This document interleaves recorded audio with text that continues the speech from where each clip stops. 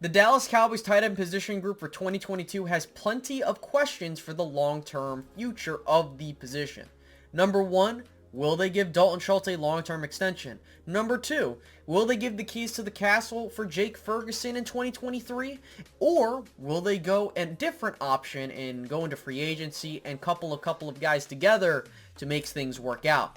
Today we'll talk about this tight end position group for the Cowboys and what I personally think they could do to improve the group, or do they have enough already?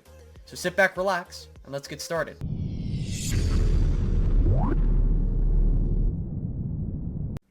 Hey guys, what's going on? Welcome back to the channel, and today we got another video for you guys here today. Before we get started, if you could do me a solid favor and like this video, it doesn't take too long to do whatsoever, and it's greatly appreciated. Helps the video do better in YouTube's algorithm. On top of that, if you happen to be new to this channel, by all means subscribe if this is your first time coming around, or you keep coming around and you enjoy the type of content that I put out. So hit the big red button, make it gray, and hit the notification bell while you're at it. So when it comes to this tight end position group, it is more so what happens after 2022. We get a sense of what the Cowboys have done for this year. You have Dalton Schultz still on the franchise tag, which he did in fact sign. And then you have guys like Jake Ferguson behind him and a couple of other guys that you could possibly see make the roster as well. We'll talk about each of these guys and, how I feel about them moving forward. There are a couple of other guys that I'm like, but we'll get into that momentarily. To start things off, tight end Dalton Schultz. Obviously, we just talked about him. He's got the franchise tag. And now with a franchise tag, the biggest thing that comes down with that is, you're possibly looking at giving this guy the big bucks, and that is something the Cowboys have been reportedly interested in. I, for one, do not believe they should give Dalton Schultz this kind of money. For me, I do not believe Dalton Schultz is someone that is worth $14 to $15 million a year or more because of the fact of what he brings to the table. Now, that doesn't mean he can't get paid elsewhere. I think that he will deserve the money elsewhere, no question about it. I just hope the Cowboys don't get duped into paying him. And you might be saying, well, what makes you believe that the Cowboys will be duped into paying such a talent in Dalton Schultz? Well, when you look at what happened last year, the Dallas Cowboys pretty much had a situation to where Dalton Schultz was getting a lot of touches, a lot of targets towards the middle to the end of the season. And I think this skewed the perception that, hey, he's an integral part to the offense, which it's not like he's bad. It's more so that you can easily replace someone like a Dalton Schultz. And I was screaming that to the high tops just this offseason. I said that if there's a year to do it, it's this year. You have a very loaded tight end class. I had plenty of guys that I really much liked. Jake Ferguson was one of them in the later rounds, which I'm glad they took. But I think for the Dallas Cowboys, them paying Dalton Schultz would signal that, okay, we are fine with paying someone of that caliber this much money. And you might be saying, oh, how can you say it about this guy, but you can't say it about this guy? It's like comparing apples to oranges. We're talking about tight ends right now. And again, you don't pay tight ends that kind of money if they are not that top-level guy. Let someone else pay him if they really desperately need his services. If not, go ahead and re-sign him on a cheaper deal, but do not bring him back for a ridiculously high contract value. So that's number one. Now we move on to Jake Ferguson. Now with Jake Ferguson, you have the rookie 4th round pick, and I really like what he can do. I think that you have someone that you can mold into another Dalton Schultz, which if that is something you are comfortable with, then that's fine. I think that Dalton Schultz is a type of tight end that I'm comfortable with my offense for a couple years, and you can easily replicate that type of production every single time in the draft. I think what's important for the Cowboys is, look, you don't want to rush Jake Ferguson to the spotlight immediately. I think that in order to give these rookies a fair shake, yes, there are some of them that, yes, they need to be there and get the starting reps. But I think what benefits Jake Ferguson is he doesn't have to be pressured to be that guy A1 day one because of the fact that, hey, he's a 4th round pick that is going to be your number 2 tight end probably after it's all said and done. And then once this year is over, if you elect to let Dalton Schultz go, then you give him the keys to the castle, like I said at the beginning of the video, and you just let him do his thing.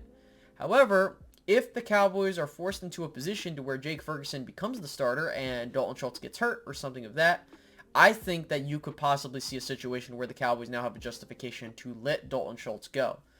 But I think that, once again, Jake Ferguson has no pressure whatsoever. I think right now, this year, the pressure is on Dalton Schultz. He got rid of all of his leverage when he signed that franchise tag back in March, and now you're going to sit here and try to play hardball. What you should have done is not signed anything and just played hardball up until this point. They do have a week to get things done, and with all of that being said, the Cowboys have to make the decision if he's the guy or not.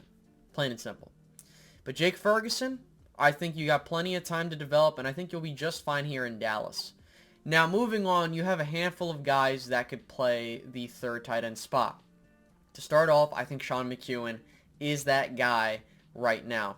With Sean, he showed glimpses of it during the preseason of last year and a couple bits during the regular season that he could be a receiving threat that can complement a Dalton Schultz, that can complement someone like a Jake Ferguson if he's your starter. And that's something you're going to need. You can't afford to be in a situation where you're like, well, you know, I lost this guy and I don't have anybody to replace him.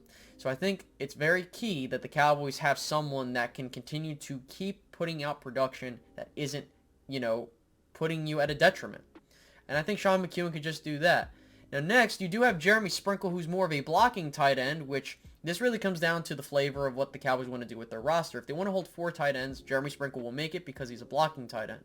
Now, I think you look at a couple of these other guys on the back end, and I would say that, hey, you know what? I think that some of these guys have a chance, others they don't. To start off, I think the guy that has the highest shot of possibly making the team is Peyton Hendershot, the rookie free agent that I think, honestly, has been laying low on the radar for quite some time. You know, he does have a skill set that I really happen to appreciate, but I think this just comes down to, can he beat out guys like an Ian Bunting? Can he beat out Sean McEwen? Can he beat out Jeremy Sprinkle? And I just don't think he can, because it really is the flavor of the front office and this coaching staff for who they want at the tight end spot.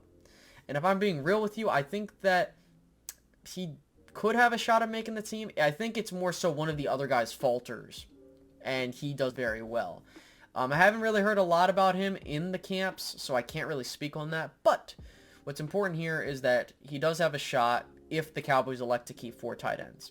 You kind of have to think, okay, can he beat out a Sean McEwen? Can he beat out a Jeremy Sprinkle? With all that being said, the question is who do I think will start, be the backup? Like, who's going to be on the final roster? Well, I do think Dalton Schultz is tight end 1 as we speak right now. Behind him will be Jake Ferguson. Third, I believe, will be Sean McEwen. And fourth will be Jeremy Sprinkle. But I do believe the Cowboys will hold on to 3 tight ends as opposed to 4. That's just my view on the matter. If that's the case, there could be a possibility where, you know, Jeremy Sprinkle makes it, or maybe they take someone else. But honestly, I think the Cowboys will be just fine. As for the position group grade, I'm going to give this a solid B. I think that it really is imperative that we see what happens behind Dalton Schultz. He's really the one that's holding this up. If Jake Ferguson can develop into the talent that we think he can be, I think this can easily move up to a B+. But we don't know anybody outside of that. I really feel like the Cowboys just have their plan in place for if Dalton Schultz leaves, and that's that. So I think we'll take a look and see how things go later on, but I hope you guys enjoyed this little video. If you have, like, comment, subscribe, and hit the bell if you haven't done so already, and I'll catch you guys in the next one. Have a good one, guys. Goodbye.